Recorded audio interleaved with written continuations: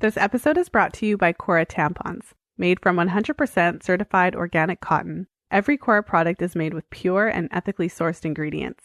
No pesticides, no fragrances, no bleach, no BPA, no synthetic materials. If you're still using conventional tampons, we need to talk.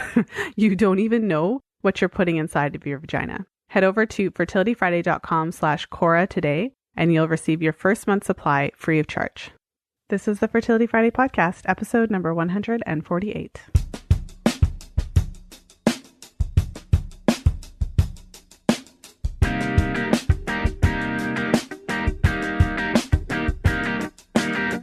Welcome to the 148th episode of the Fertility Friday podcast. Thank you for joining me today. I'm Lisa from fertilityfriday.com, and this is your source for information about the fertility awareness method and all things fertility. I'm really excited to share today's episode with you. Today, I have another installment of the Fertility Awareness reality series. And so in today's episode, I'm interviewing Anna, and she is one of the members of my most recent conception group. So this was the group that was just going on recently. We started meeting in about March, and then we just finished up our sessions in June.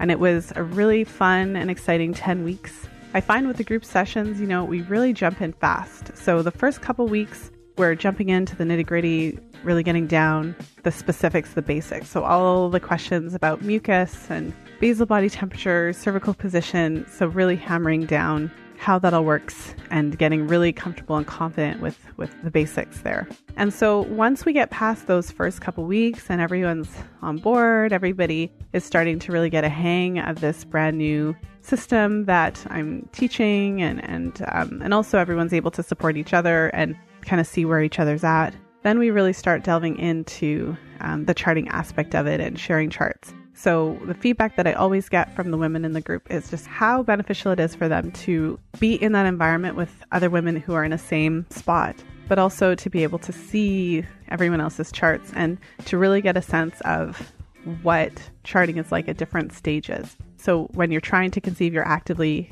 trying to conceive. You're looking at your chart from a very specific mindset. You're looking at it, trying to figure out which days are the best for conception, and you're really not thinking about avoiding pregnancy at all. So that the concept of the rules and which days are, you couldn't have sex on and all of that, it's just different because you're not coming from that space.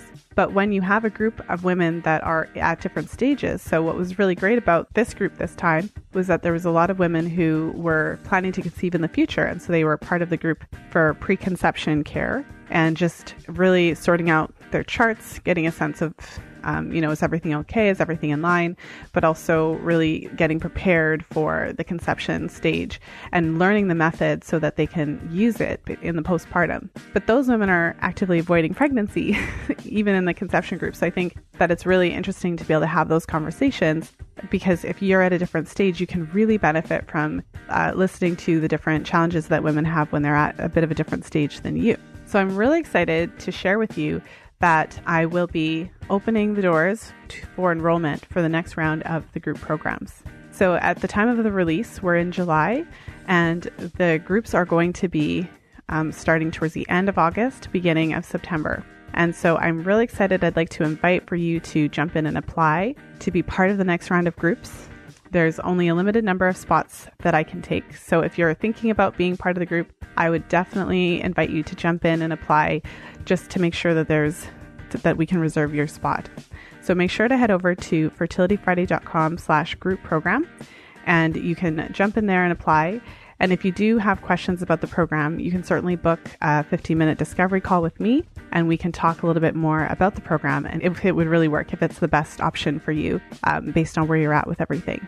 So before we jump into today's episode, I just want to remind everybody that, whenever I do a fertility awareness reality series in particular, but really every episode of the podcast is really intended just for information. And I always remind everybody that all of my clients have a team of professionals that they work with. So all of my clients have doctors, practitioners that they're working with alongside. And so any information that we talk about in the podcast is not intended as medical advice.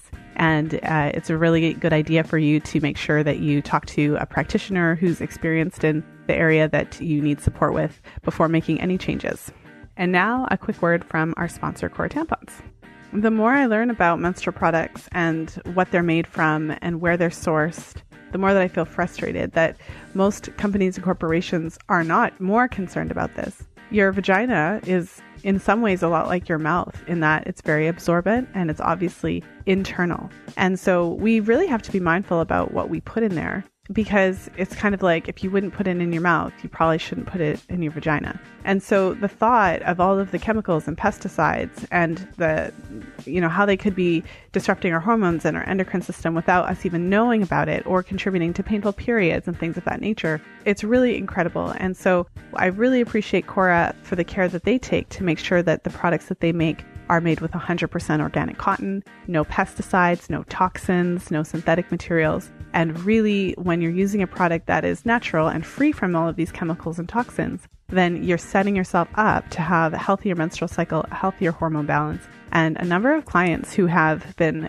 busily switching the products that they're using have already noticed a difference in terms of their pain with periods. I've had a number of clients tell me that ever since switching their products, and among other changes that they've been making, so it could be a combination, but their pain and their symptoms, negative symptoms associated with their periods have really gone down. So I think it's really important to have these conversations so that we're very much aware of what we're putting in our body.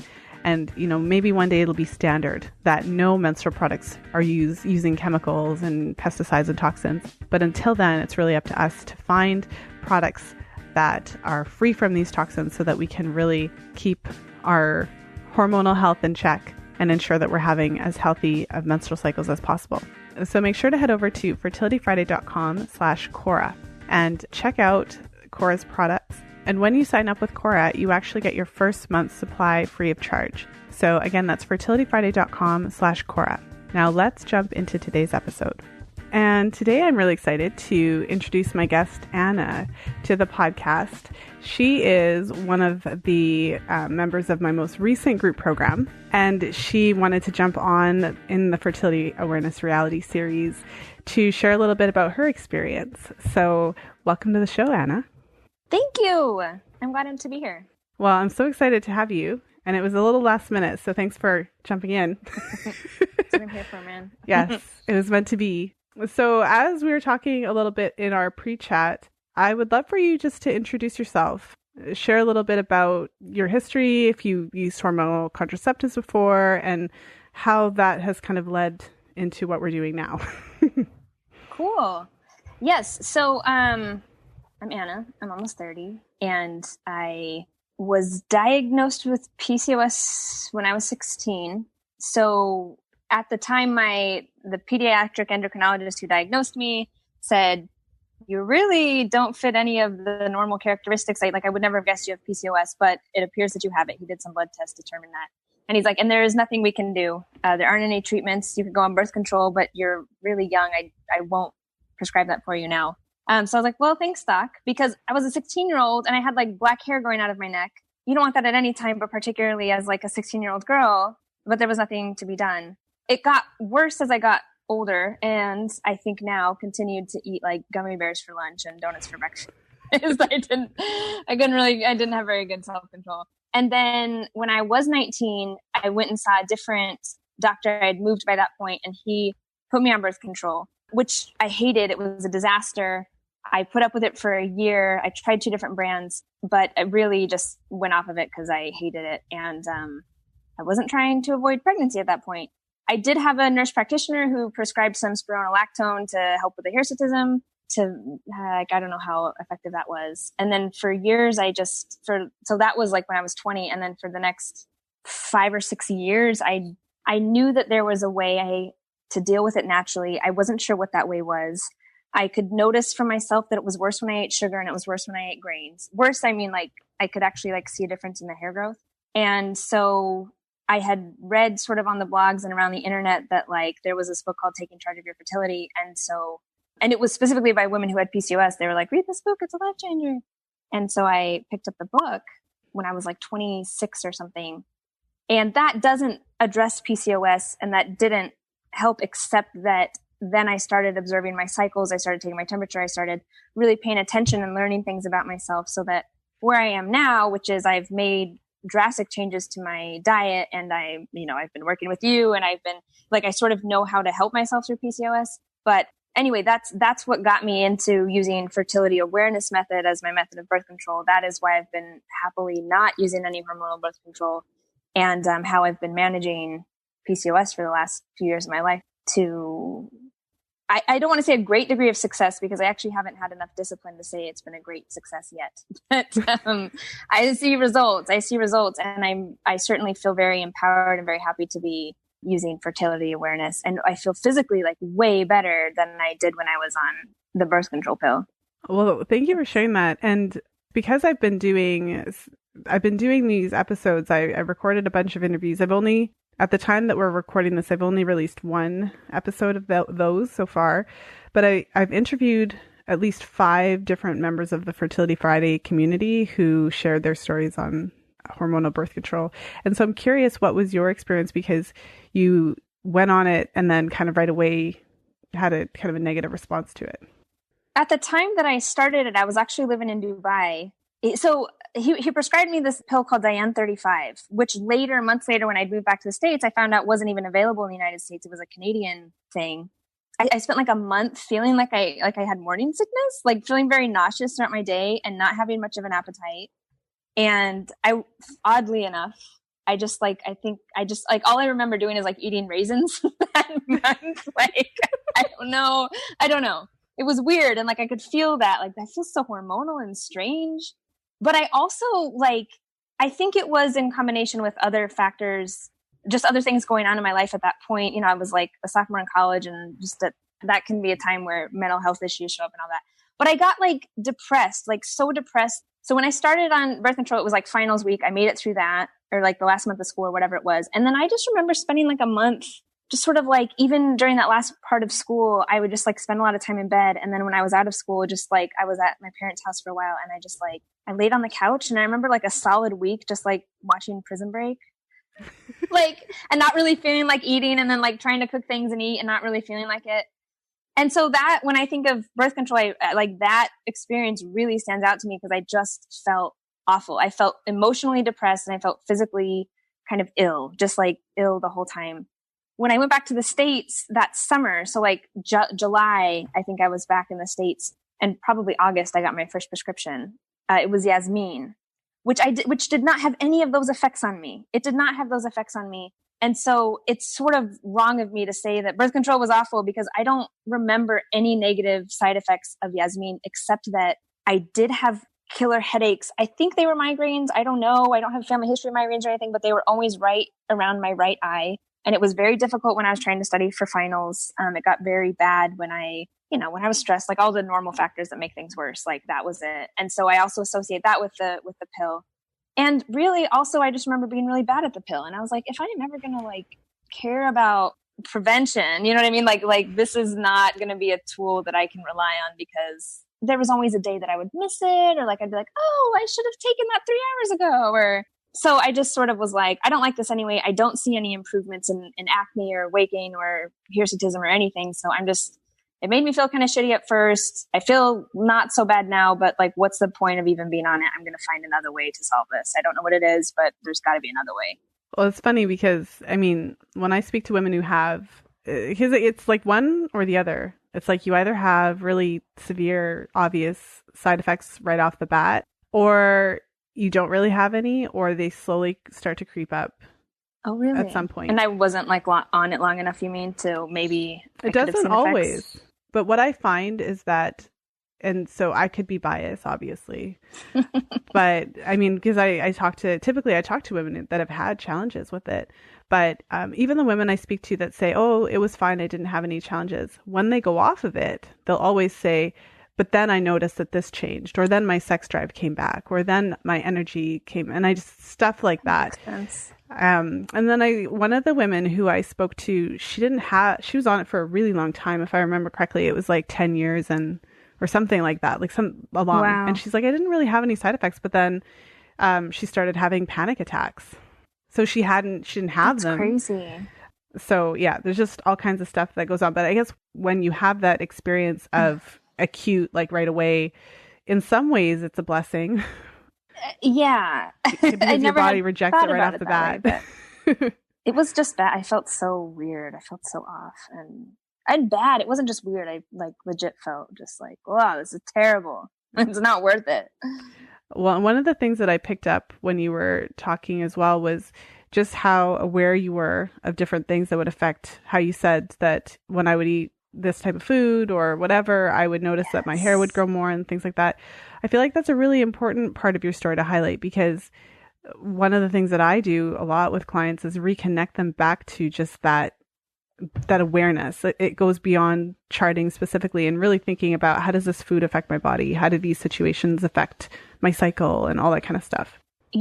That's actually, I hadn't thought about that. That's true. I remember my last year of college gaining weight and being like, what the hell just happened? Like, to me, like nothing had really changed. And then something had changed though. I had moved into a new apartment and I had eaten, look, I don't know how this is different from living in the dorms and eating dorm food all the time, but I was suddenly eating worse than I had eaten in the dorms, even though I pretty much recall eating Lucky Charms for every meal of the day. But suddenly I was getting fat and I was like, wait, why am I gaining weight? And I looked at my diet and I was like, oh, right. Because my roommate and I live down the street from a grocery store and we bought Eggo waffles and cereal and pancakes. And I was like, I think it's this. And I was working for a banquet company at the time too. And I think I was eating a lot of junk food. And I realized when I took that out, I felt a lot better and I lost weight. And it was very noticeable to me very quickly that when I changed diets. And I think it helped that I had moved a lot at that age. Because then when I was out of my, because you change environments and you change your diet and all that. And that really clued me into, what I eat matters. Mm-hmm. Yeah. Well, and fast forward to now. So you mentioned that you've seen some improvements and it's still a work in progress, yes. which is very normal. It's going to continue to be a work in progress. I don't know if there's, I don't know if there's ever really there, because every day you have to eat, right? So it's like every day you have to make those choices. It's just how it works. But I'm curious because we've had our one-on-one session, we've had group sessions together, and your cycles and charts, I mean, you're ovulating, you're having your period, right? Like your follicular phase is a little bit on the long side, but you mentioned that this is kind of an improvement. So have you ever had kind of different symptoms with your period being longer or your menstrual cycle, I should say? Have. So that was one thing I learned when I started charting. When I started taking charge of your fertility, I realized, because up until that point in my life, so for a full 10 years of my life, I just thought that I had irregular periods and that some months I just wouldn't have one. And as I started looking at patterns, I realized I actually just have closer to a 35-day cycle. And so every so often it will skip a month, but it's not because do you know what I mean? I'm still having a cycle. It's just, there's only 4 weeks in a month. So I have had some stressful periods in my life. I've had longer cycles. This was a long cycle for me. I think it was like 41 days or something. It was like kind of a long time. And I have gotten them back down to, they sort of shift between like 33 and 38 days or something. And then sorry, now I'm looking at the chart that you just sent over. Thanks. No problem. I feel like my temperatures have gotten worse. Like if I look at, my historical data, I think that my temperatures have gotten lower in the last several months than they used to be. But it has happened a few times, but rarely I've had anovulatory cycles. Mostly I'm ovulating. Mostly they're pretty consistent in their length. And my flow, like my period itself has changed, sort of changes from cycle to cycle. This cycle, I feel like it was really healthy. And in past cycles, I felt like it wasn't. And again, I think I can, now that I'm charting and I'm in tune with this, I can sort of see like, oh yeah, that period of my life was really stressful. And that was when I blah, blah, blah. And that really shows up for me. Did I even answer the question? Yeah. No, you did, because it gives me a sense of how your cycles have shifted. Yeah. And one of the things about it, I think that there's some sort of like a saying that I'll misquote, but it's like really anything that you watch and pay attention to will improve because you're paying attention to it. Oh, that makes sense. And what I notice is that, and you can attest to this as well. So at the very beginning of the group, we're going through all of the basics and kind of hammering down the charting specifics and how to categorize mucus and all of that. And then once all the ladies get a little bit more comfortable with that, then we kind of shift to fine tuning it. But a big part of the process is really starting to see how all these different things affect your cycle. So I think for you, it's a great opportunity because you were already quite in tune with what was happening, even if you didn't like overtly think that you were. And so now having that real time, because one of the things that women who've been charting their cycles for a while will attest, like if you have a late night encounter with like a mean pack of gummy bears or something like that, or, you know, I'm just making a silly joke. But what starts to happen is you see in real time how that affects your ovulation. I'm just saying it because that was such a funny example. I was like, ooh, a late night encounter with a mean pack of gummy bears. The funny thing is that's actually happened. Yes, that's one thing I've had to cut out of my diet is like, don't touch the gummy bears. Well, and I say that with love because I am a fellow. Did I ever tell you about the like? Yeah, so sugar is manufactured to be addictive. It's really hard. They're very good at it. Yeah, and so I am a recovering gummy bear. I know. Person. I love candy. I just love candy. Well, I know. Yeah, I have the old kind of childhood cavities to prove it. But I think one of the things that we focused on in our one-on-one session, so I want to get a sense from you of what you want to make sure we focus on in our call today. But I know one of the things that we spoke a lot about in our last session was just diet, just sorting that out and giving you some strategies for how to about that. Yeah. Because that's the challenging part. I don't believe in the concept of like, okay, so just cut out sugar, because that's only half of the conversation. You need to eat a certain amount of calories every day to feel satiated, to get the proper nutrients. And so you really have to think about what you are going to eat. So we have to have the conversation about, if you're not going to eat sugar, what is it that you're going to eat instead? I love this conversation, and I'm so happy that we're having it. And I've become something of an evangelist to my friends who I'm just like a prophet because it's all just falling on deaf ears anyway. Like nobody's listening. But what I keep telling women is I'm like, there is so much data that you can extract if you just like chart your cycle. They're like, that sounds really hard. I'm like, what's so hard about sticking a thermometer in your mouth when you wake up? Like, it's not hard. And the reason I'm speaking passionately now because Lisa, like, oh my God, let me tell you the two biggest things I've noticed about my cycles. So one, as I've clued into this, and I really only have learned this in the past year, that like cramps are not supposed to be severe when you have your period. I kind of knew that. And honestly, I've never had a big problem with very painful cramps in my life. Thank God. I've had roommates who have had fibroids or something else, I don't know, but who have been debilitated by cramps. That's never been my issue. But I have often taken ibuprofen for pain, or there's always like a good 2 hours or something where I'm like, I have to go to bed right now because I just feel really awful. Okay, this spring, like in March or something, I don't know what it was, I felt sick one day. I felt sick. I felt feverish. I felt crampy. I had to stay at work and do it. This last cycle, my period snuck up on me. Like one morning I woke up and I was like, oh, damn it. Like I didn't have any symptoms. I didn't have any cramping. It kind of scared me that I didn't have anything.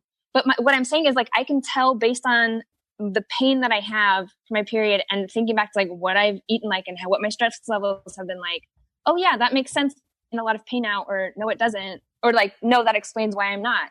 The biggest thing for me has been cutting out stress and changing my diet. So you and I did have a long conversation about diet recently. And I maybe mentioned this to you, I don't know, but I've been telling everyone about it recently. I introduced Brazil nuts, I think based on your recommendation, thank you, to my diet. So several months ago, I read a book called like PCOS. No, I don't know what it's called. It's like Nutrition and Fertility. I don't remember if PCOS is in the title or something. I can provide that if you want me, and you can put in the show notes. But like she mentioned the only, yeah, that's the one. What is it? I have that on my bedside table. It's Fertility, Cycles, and Nutrition. We'll link to it in the show notes. Okay. I had a problem with that book, and it was that it told me to eat grains. And I was like, well, I can't follow all the advice in this book because that was wrong for me. Yeah, that was the book. In that book, she recommends taking a prenatal vitamin if you suspect. She mentions low temps, and she mentions that like taking a prenatal vitamin is a good thing to do. And so I was like, let me try it. Because this was towards the beginning of this year. And I was just, Lisa, it took me like an hour to get out of bed every morning. I would wake up exhausted. Like I was fighting with my alarm clock. I felt tired. I felt lethargic. My brain was always foggy. I never felt rested. I'd make it through the day. I felt terrible. And like 3 days into taking prenatal vitamins, like I remember waking up one morning and being like, oh my God, like I'm awake right now. Like my alarm went off and I'm awake. It was incredible. And I think I started like waking up before my alarm and I could still feel sort of a residual fog, but I woke up in the mornings lucid, which it's sort of like you're talking about the pill, like it's sort of these gradual effects you don't really notice until you're off it. I didn't notice how severe it had gotten until I started taking these prenatal vitamins that like cleared up the fog in a big way. Wow. So that helped tremendously for my energy, for my clarity. I've been taking prenatal vitamins. And then on Friday, I went out and bought a bag of Brazil nuts. And I've just been eating 2 a day. I eat like one with like breakfast and like one with dinner or something. And I mean, it's been now 5 days, but I started noticing this, I think, on Tuesday, probably about the time that we talked. Lisa, it's like I'm a new person. These are not a miracle drug. I know that, and they won't solve everyone's problem.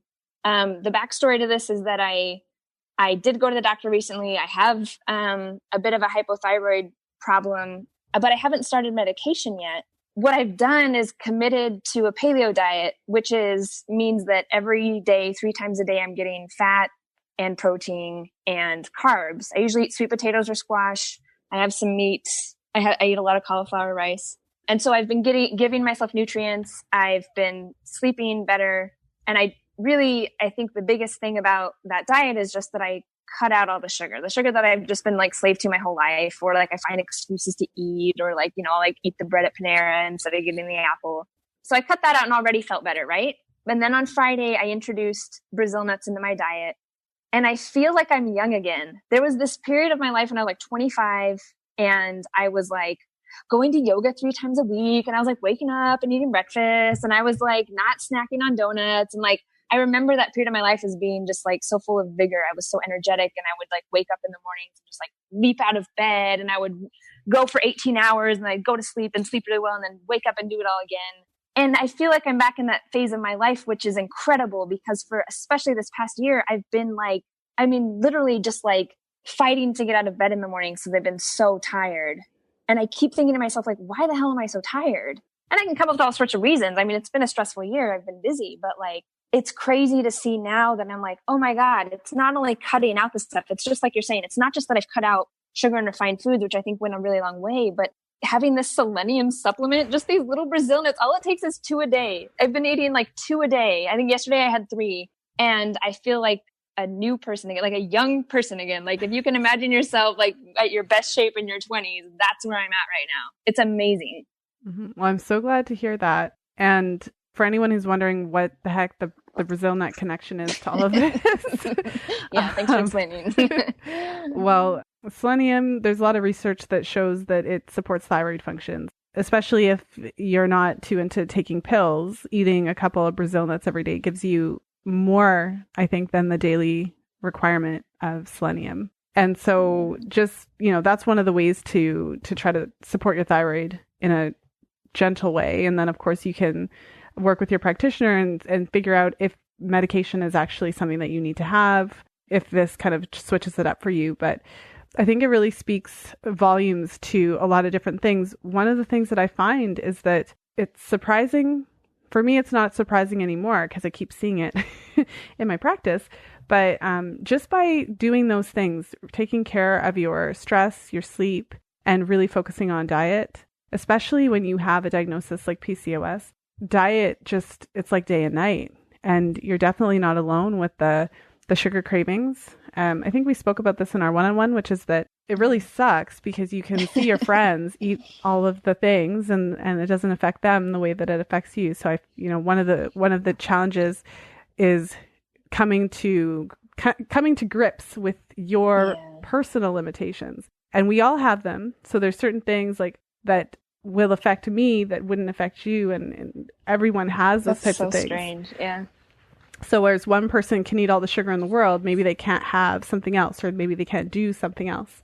So that's like a big part of it. But it's really common when there's something that you have, whether it's a sensitivity to, or in your case, sugar throws your charts haywire because of the whole PCOS connection. We tend to be addicted to those things.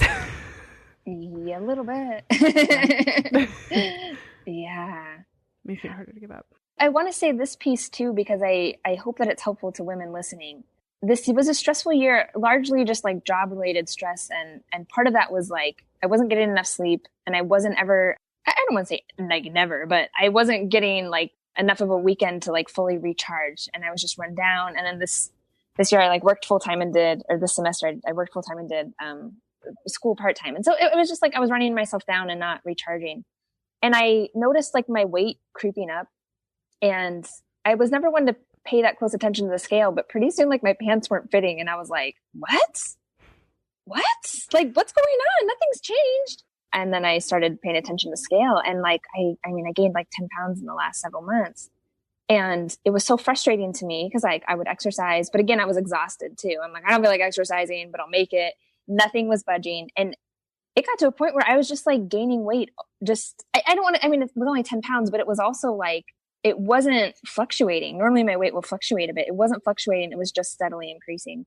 And one of my barriers to like healthy living is that like things take like hard work, and you like have to invest, so you don't really see your return until later. But like, it was so quick when I started getting enough sleep. And by started, I mean like 3 days of like going to sleep before midnight and getting a good 7 hours. So of that, and then like ensuring that I eat 3 meals a day. I'm someone who tends to undereat. I just sort of eat to cut my hunger, and like I wasn't really paying attention to like making sure I was getting enough. So I really focused on like getting like 3 solid meals, getting enough fat at those meals, getting meat as well, and then also having that carb component. That you're talking about unique needs. I really have to have some sort of sweet potato or starch every day. Like otherwise I just feel like really hungry, and like I feel really snacky. So when I started that, it was days I was seeing my weight that I felt was just like starting to melt off. And it hasn't been drastic. It's now been like 3 pounds, but it hasn't yet been like 2 weeks. And for months to see it just rising or kind of stuck at one place, and then to see such quick results. Like it was quick when I started taking the prenatal vitamins. It was quick when I started the Brazil nuts. It was quick when I started the paleo diet, to like cut everything out and then really give my body what it needs. Mm-hmm. And I've had a pretty healthy lifestyle. I know I've been emphasizing how much sugar I've eaten, but that's been my one vice, And so I don't know. I know it's very discouraging for me to hear like, oh, I have to do a whole overhaul of my health and my lifestyle, but I don't feel like it was a huge overhaul. I feel like it was like a few little things here and there that just made an enormous, incredible difference. Well, and there's something that I've noticed personally, and you can share with me if this resonates with you, but mm-hmm. as I get older, I get tired of feeling hungry or, too, I think we spoke about this in our session. Like I get tired of feeling hungry an hour after I ate. I get tired of, if there's some sort of reaction if there's some sort of reaction that you typically have after you eat stuff, like if you still have the reaction where you eat stuff and then you like grow all this, hair where you're not supposed to have it. Yeah. Eventually you get to a point where you consciously make that decision. It doesn't mean you never choose the thing. It just means that you're very conscious about it. You have that kind of discussion with yourself, like, okay, I'm just gonna have a little bit and I totally know it's gonna do this and I'm fine with that. Or you'll have the discussion like, I'm not gonna do that. And I think when it comes to eating, I've had this conversation with a number of clients, because when you get down to it, it is kind of annoying to always feel hungry. And by making a few simple tweaks to what you were already doing and just making sure that you're balancing your meals enough and you're actually having those meals and you're making sure to combine protein, fat, and carbohydrates and just approaching the meals consciously, all of a sudden your days fly by and you're like, oh wait, wow, I went 4 hours and I wasn't like chomping at the bit for a donut. I know, the 4 hours, you're like, wow, yeah, it matters. That completely resonates with me. And you mentioned the hair bit again. I will say that that's also, I think why it's been so apparent to me that grains are bad is because, talk about immediate results. It's just like, it's almost like I would eat these like corn chips and I'd be like, these are so tasty. Like, it's like almost like I could feel the hair growing. It was weird, but it's like, I'm like, I can feel it. Now it's like, I don't really feel it. And of course I can still see it. My hormones are still out of whack. It hasn't been very long.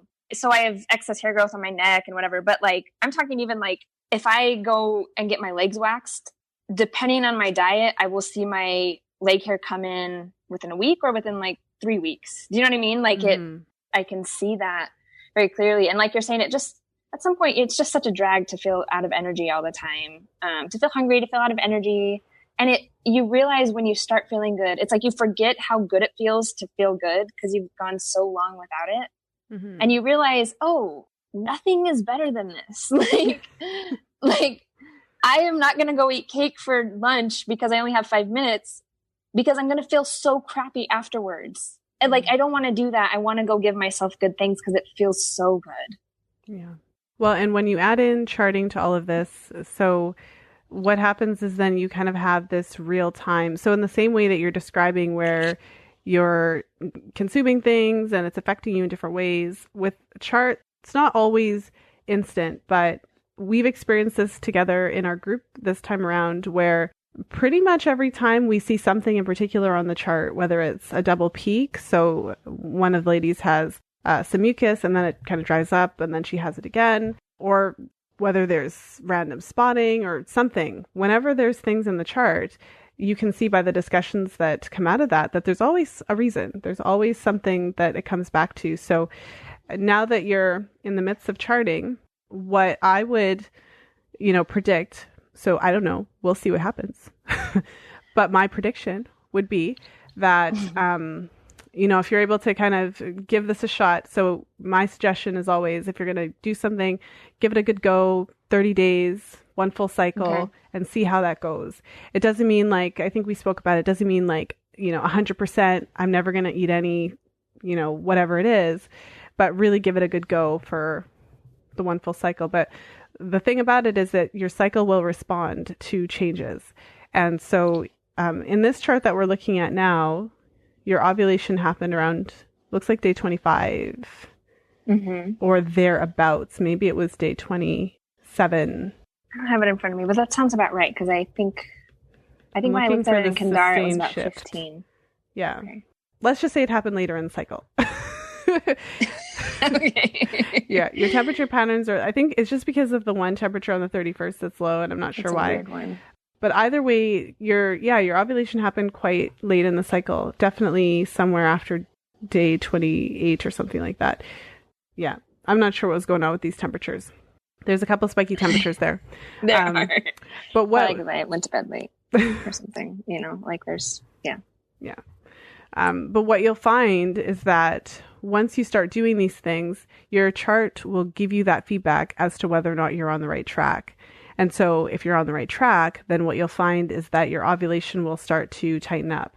So it'll start happening sooner in the cycle. Because a big part of the reason why ovulation is delayed is because of the whole inflammatory process that's going on. The combination of eating sugar, which raises your insulin levels, which then leads to raised testosterone, and this causes inflammation. And it basically causes this hormone storm in your body. And your ovaries are looking around going, well, this isn't a good time. Once you stop triggering your insulin all the time by maintaining your blood sugar balance and focusing on nutrient-dense foods, you'll see the result in your charts. And so then it's kind of like you said for everything else, you kind of get tired of the other stuff. And what I find is that most of my clients will go through a pattern. So I think it's really normal and I think it's healthy. And I think this is actually how we learn. I think we all learn this way. So you kind of try something for a while. So it's like day 45 and you've been eating this way. You really want a donut. And it's just I don't know if this is working. We all get to that point where we question, why am I doing this? Yeah. All my friends can eat this stuff, whatever. And so what I see is, you'll actually see the change in the chart. So this is how it works. So typically I work with somebody and then their chart is kind of haywire. We talk a little bit about why that could be. We work together to come up with some strategies to make some improvements and tweaks, or do an experiment, cutting something out or whatever, putting something in. And so then the next chart is things are coming together, patterns are looking good. And so everyone's excited and it's okay, this is great. Now I can eat some gummy bears because it's all better now. And so this is a normal process that I see happening all the time. And then the next chart, it's all haywire. So this is how, then it's literally like an experiment. It's like real-time science because you can really see how these things affect your chart. And then you are able to make those informed decisions because because then if every time you do this happens on your chart, then I'm so glad that you said that because I'm just going to file that away in my brain for like 45 days from now. Lisa told me this would happen. Lisa warned me. Yeah. I've seen it happen enough times. I should just name it something. I should give it a name. But I do that. We all do that. Of course. Yeah. And and I think it's necessary because then you kind of know the power of the menstrual cycle. That's true. I say it on the podcast. It's the fifth vital sign, and it sounds pretty cool. It's like really catchy, but it's a real thing. And so when you are in the midst of it, and you really start to see how, I think a lot of my clients and a lot of the ladies in the group program, they find they kind of know in the back of their minds, but it's something else to actually see how sleep affects your cycle or how travel affects it or any number of things. There's a lot of really interesting examples that always come up. That's actually like what I love about charting is that like every morning I'm like excited, you know, every so often, like, you know, sometimes you're bored and you flip through Facebook. Like sometimes I'll just go through Kandara and be like, so what's going on now? Like I love the window into my body. It's so cool. Speaking of your predictions and this showing up in my chart, when you and I had our one-on-one, well, actually maybe when I was in the hot seat, whatever. We talked about my temperature's bottoming out, and I had brought up at some point concern about my period itself. Like, am I like spotting too much? Is it scanty? Like, is there like tissues in it? Like, I don't know. Like, I was nervous about it. I just sort of had this inkling like it wasn't healthy, and period just seemed very like robust and normal. And like it, just like you talked about, it sort of went from like heavy to light, and there weren't question marks at the end of it. And my temperatures, I don't really know what the lowest one was, but it was like 36.5 or something. Whereas last cycle, oh yeah, look, you're looking at it, right? Mm-hmm. Like they haven't been as low already. And I don't know if period temperatures are different than like through the rest of the cycle. You can tell me that, but I've just been pleased already at like, again, like more results, more like immediate results. I'm like, yay, this is working. Mm-hmm. Well, all of the changes that you've been making, so whenever you are eating a diet that is balanced and rich in those healthy fats, that supports hormone production. So it's possible that the experience that you had with your period this time is related to that. And you did mention earlier the connection between diet and period pain. So that's something that's come up with a number of ladies in the group this time. And I think it even came up last night in one of the hot seats. It was like, so could my cutting out sugar have anything to do with the fact that I didn't really experience any period pain this time? And so I think it's really interesting to note that, yeah, like sugar consumption for any ladies who are listening who have PMS symptoms, there is a link kind of in the research. There's even a type of PMS that's characterized by sugar cravings. So it's a real thing. That has been new to me to learn, but I mean, I saw this cycle. I had like no pain or discomfort. It was incredible. Yeah. And so you're setting yourself up for an interesting cycle. Your question about the temperatures during your period. So yes, the temperatures that you record during your period, they typically are a little bit more erratic than your regular temps. So you can kind of take them, file them, but don't give them too much weight. So in terms of looking at your temps to see if it's improved from last cycle, I would be interested to see, say, like a couple days after your period. So whatever day that is, days 6 through 10 or whatever. And that will give us more of because then we'll have more data, but we can't really put that much credence into the period temps. That makes sense. And that's good to know. So there was something that I wanted to check in with you about. So you're in the conception group, not actively trying at this point. And I think we spoke about this a little bit in our session. Are you planning to start trying, or what's your time horizon? What is that looking like? We would like to start trying in approximately September. That's sort of been the plan that we sketched out. That's exciting. I know, it's coming so fast though. like plenty of time about it. At the time when this is released, it's going to be released in July. So by the time this is released, September will be a month and a half away. I have to tell you that, so we still haven't done a sperm analysis or anything. And part of me feels really irritated. Feels really irritated at my husband's lack of menstrual cycle. Cause I'm like, I can't see what's going on in your body. Like, we have to go to a doctor to see. So yeah, we haven't started trying yet. That I have to like find a way to repurpose that statement. I'm so irritated by your lack of menstrual cycle. I can't figure out what's going on with you. You don't have a I always just want to know. I'm like, you've been under a lot of stress. Like, I'm sure your temperatures would be erratic too. Like, I want a little hack for him. Yes. Well, I've been saying in the group but Mark Sklar, in the recent interview that we did, he talked about how the semen analysis is like the vital sign for men. So in our group this time, we spent a lot of time talking about sperm and how important that is, because I always say all of the women that I work with the most amazing women, and you should see the metaphorical backflips and somersaults and handstands that they're doing everything. They're literally doing every possible thing, taking everything, cutting out every piece of food they've ever loved, like doing everything. And then the last thing that they think about is their partners. And so, I mean, I've said it on the podcast a lot, so I'm sure the message is getting out there, but it's really important because I see the semen analyses, and to be honest with you, I've seen a lot of semen analyses now. I don't know if it's semen analysis or C's, because I'm trying to say plural.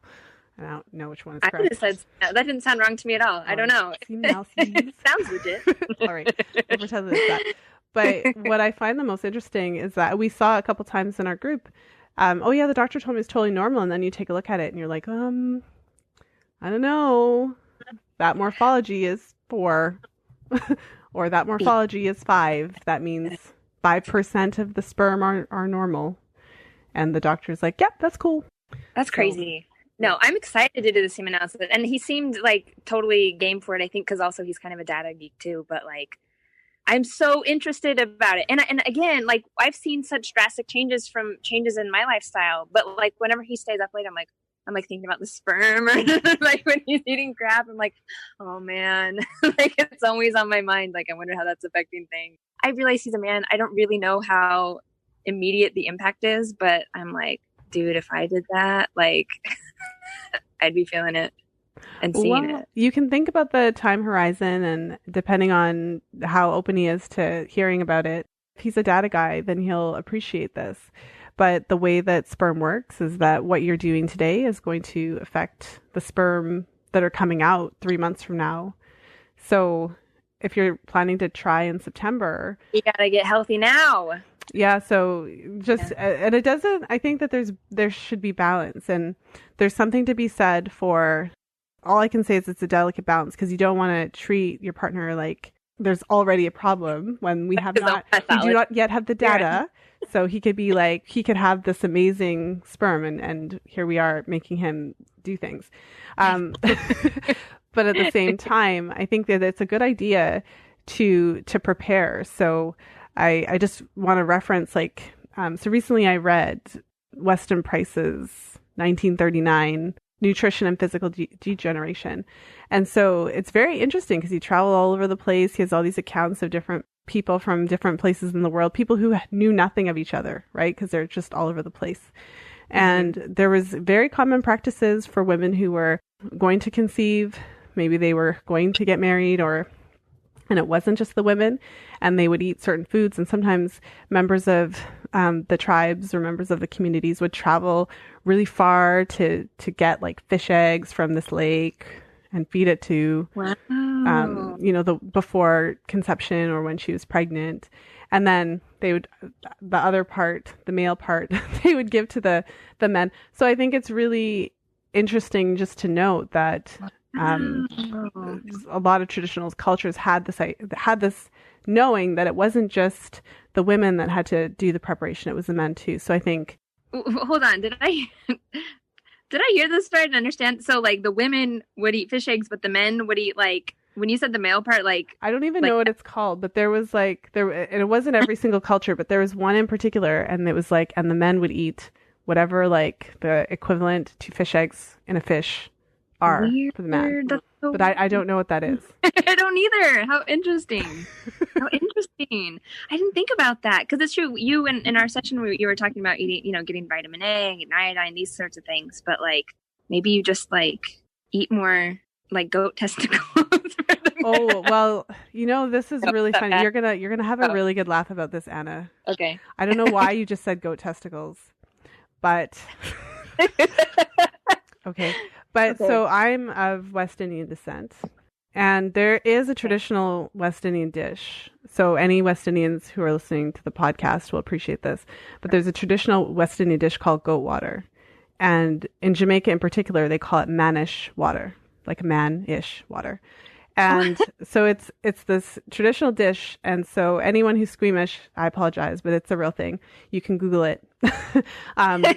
It's a soup, and it's actually delicious, and it's made with a goat head and then all the goat parts. Because back in the day, like when people used to butcher their own animals, even in my parents' day, because my parents grew up in the like 40s and 50s in the West Indies, and so they had their own animals. So my dad would cut the head off the chicken and feather it and stuff, and they would, if someone was butchering a cow or a goat or whatever, they would use all the parts. And so, it's a real dish. But what I think is really interesting is in this manish water, so it's all the goat parts, but then they put goat testicles because it's like the goat, right? All the goat parts. So I'm not telling anyone to go eat that, but I just think it's really interesting because in my own culture, there is that same aspect of, and then it was kind of like, oh, you feed it on the wedding night to ensure virility and all this kind of stuff. So that same kind of idea of doing something to prepare, although it may not be as intentional and specific and obvious as some of the older traditional cultures that Weston Price referenced, I thought that was so interesting that popped up in my own culture because I didn't know a whole lot about that, but recently it's been brought to my attention. Well, that is very interesting. It's interesting that, or maybe not interesting, I don't know what it is, but it's interesting that in like modern society we've gotten so like I think it's so gross that you would eat like the internal organs of animals, but like who else even thinks that? So my husband is Mexican, and they eat lots of parts of the cow that I've never eaten and that I think is repulsive to eat. And I lived in the Middle East, and I think actually that's where I got the idea of testicles, because I'm pretty sure there's dishes over there where they serve that and it's like a delicacy. Yeah, but anyway, prairie oysters. I'm pretty sure I've never had them, but prairie oysters are a thing. Yeah, that's I have never eaten prairie oysters. Me neither. For the record, maybe we should. I don't know. I don't know. But yeah, so I think that's something to kind of like bringing it back to how we got like totally down the rabbit hole, but bringing it back to just the idea of having conversation with your partner and kind of putting that idea out there that, whatever we're doing now is actually going to affect your sperm 3 months from now. So it's a really good idea to think about, you're in this just as much as me. You're contributing half of the materials.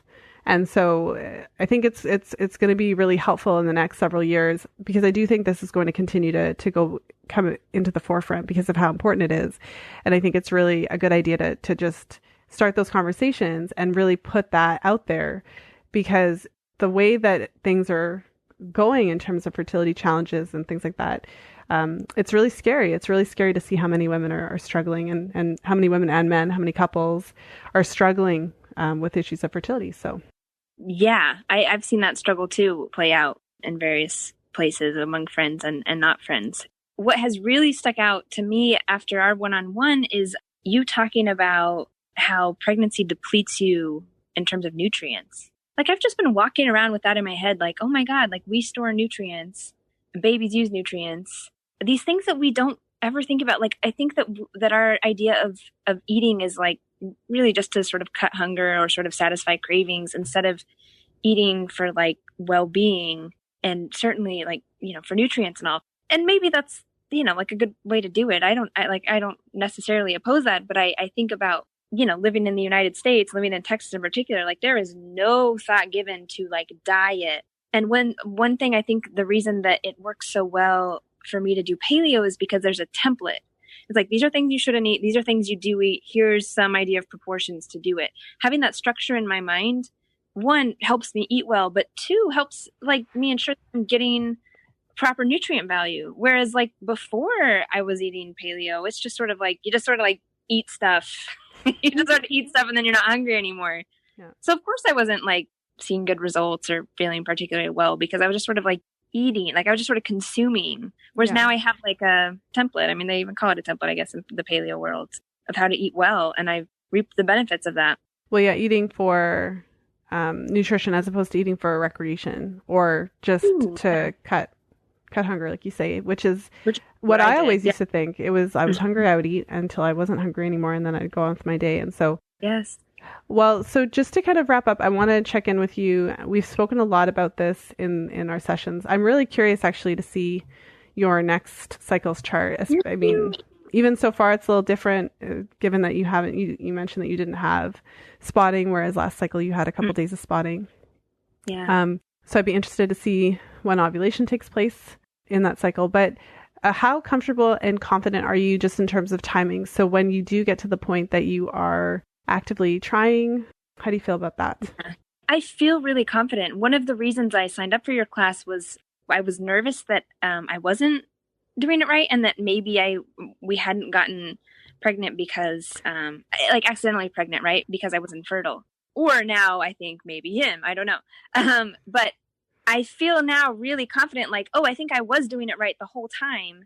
And now I know how to optimize like conception. And also what was really confusing before, couldn't have been that confusing. I think I've been doing it right for years, but was understanding the mucus patterns and like what is peak or non-peak mucus and like how that plays into conception or avoidance. But all of that to say that has like Justice and working with you has really cleared up the outstanding questions I had and the sort of like the insecurity, I guess, and the lack of confidence I had in doing it right. And will I be able to get pregnant? Am I, my husband calls it pregnantable. Am I pregnantable? I like that.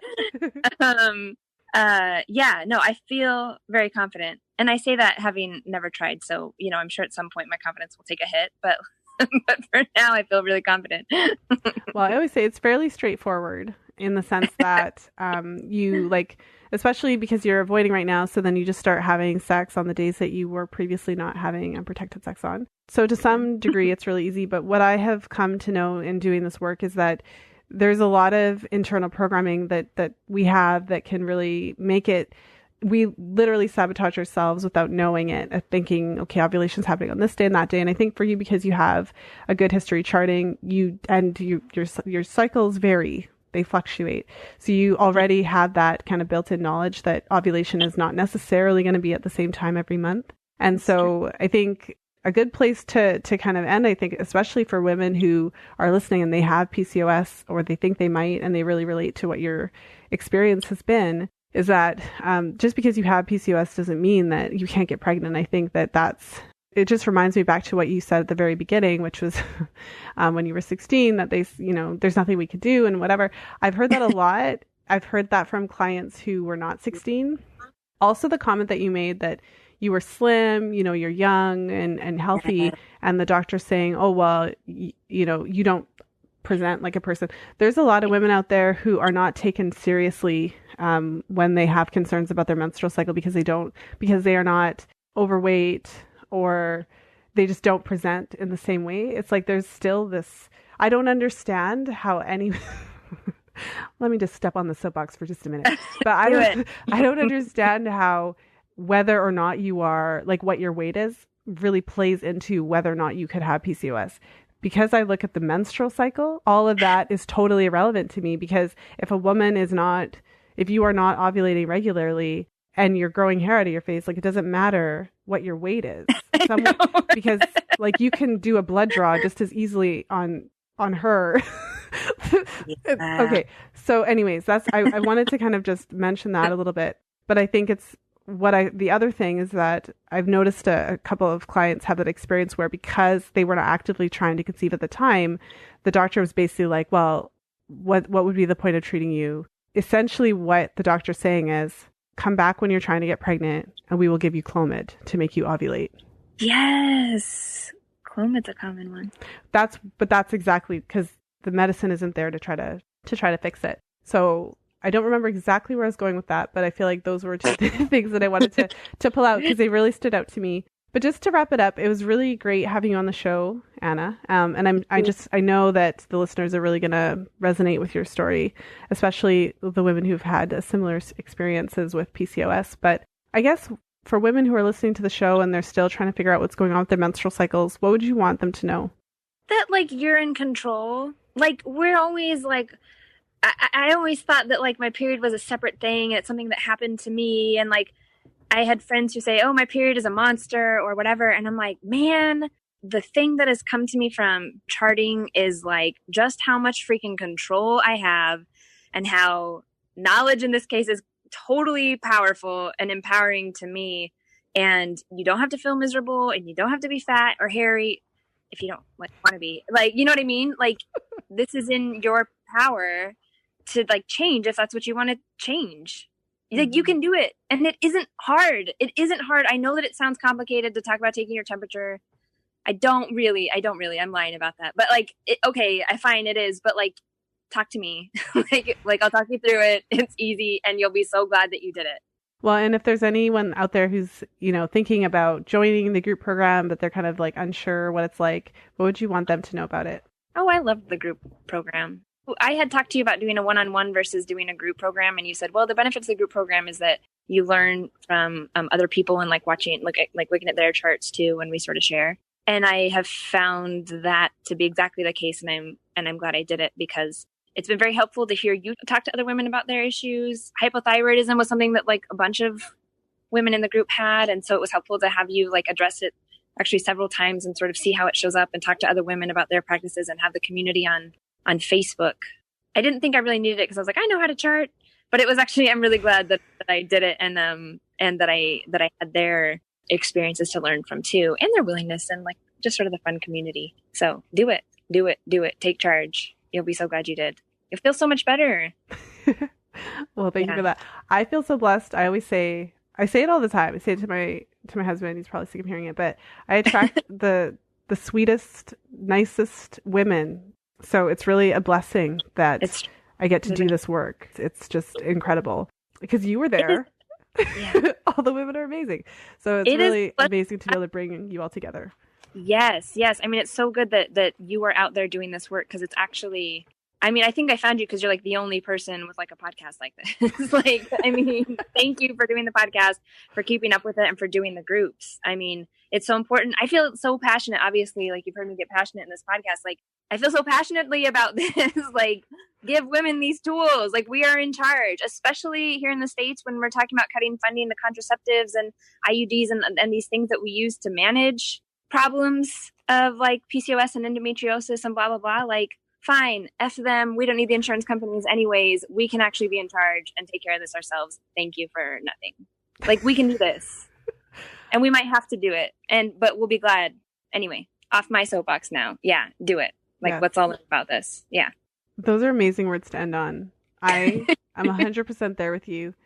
I am thinking of something that I want to say, so I'm just going to say it. So my mentor, Rose, I think she said this, but this was literally on podcast, like, number 2. But it's something like, well, if there's a zombie apocalypse and we don't have any power and everything is totally shot, I can still chart my cycles. Because all I need is a thermometer and a piece of toilet paper.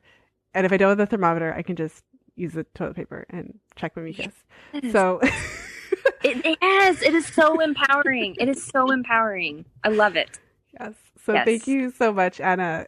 Thank you. For everyone listening, you could tell how much fun we're having. Anna, you are really funny. Thanks. I'm glad you enjoyed. Oh my goodness. Thank you so much for being here. It was a blast.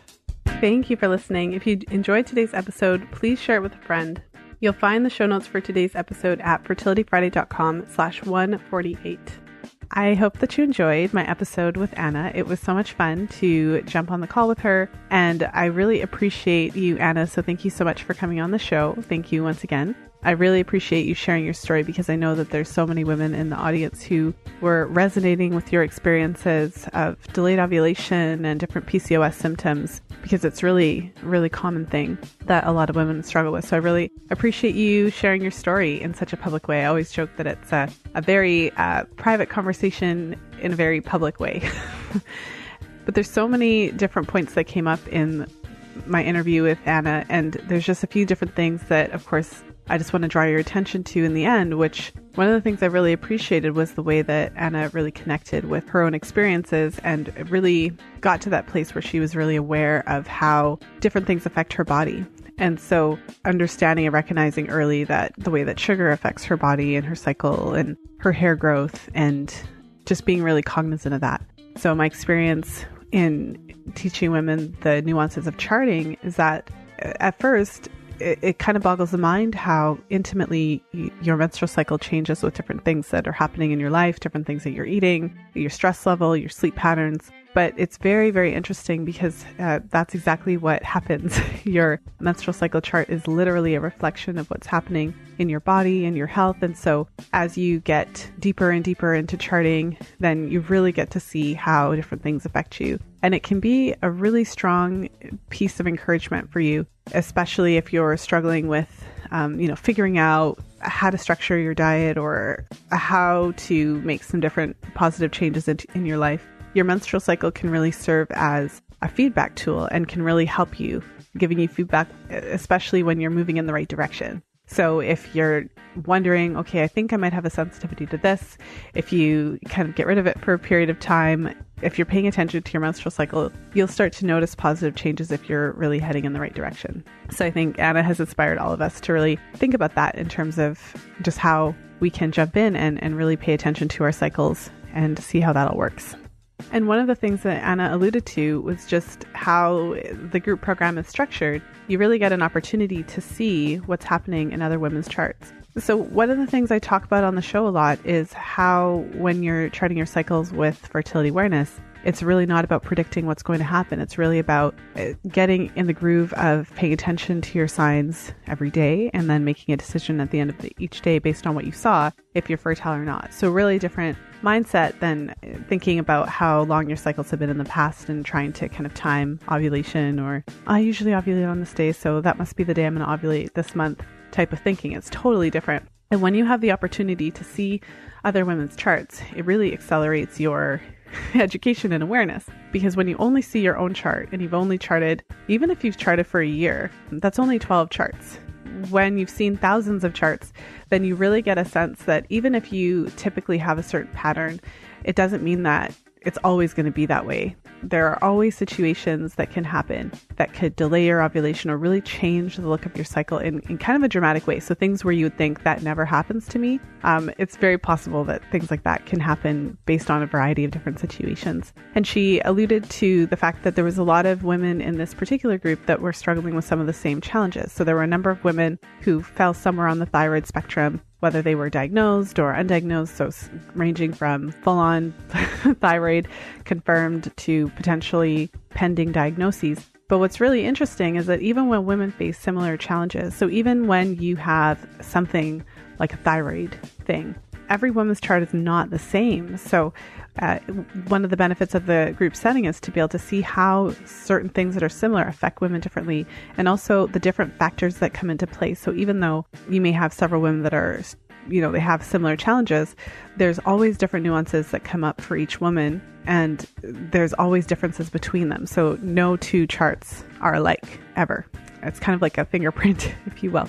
And of course, I'm very excited to announce that the next iteration of the group programs is launching next month. So my newest edition of groups are going to be launching, first sessions being towards the end of August, beginning of September. And I want to invite you to be part of it. If you've been listening to the show for a while, you've been charting your cycles and you're really looking to deepen into that knowledge and gain that confidence, really be sure about what you're seeing, get really clear on cervical mucus observations, really figure out how it all works, but also to get some deeper insights into what is happening in your charts. A lot of the women that come to the group, there's just certain things, certain patterns that they're seeing in their charts, and they're really just unsure about what it means and what to do about it. And so within the group setting, the group program, we really start to get some deep insights into those things. So it's a very unique opportunity for you to connect with a bunch of other women who are also charting. One of the feedback I get from the women in the group is that often there's not a lot of people in their lives that are in that same space. So their friends, even if their friends are supportive, still not necessarily like all about charting. So this gives you an opportunity to be surrounded by women who are pretty much where you are. and they're really eager to learn from each other as well. So make sure to head over to fertilityfriday.com/group program, and you can jump in there, apply to be in the program. There's only a limited number of women that I can accept in the program since it is a group that can't. There's a top limit to how many women I can accept. So if you want to be in there, make sure to apply early, and just to make sure that I can save your spot.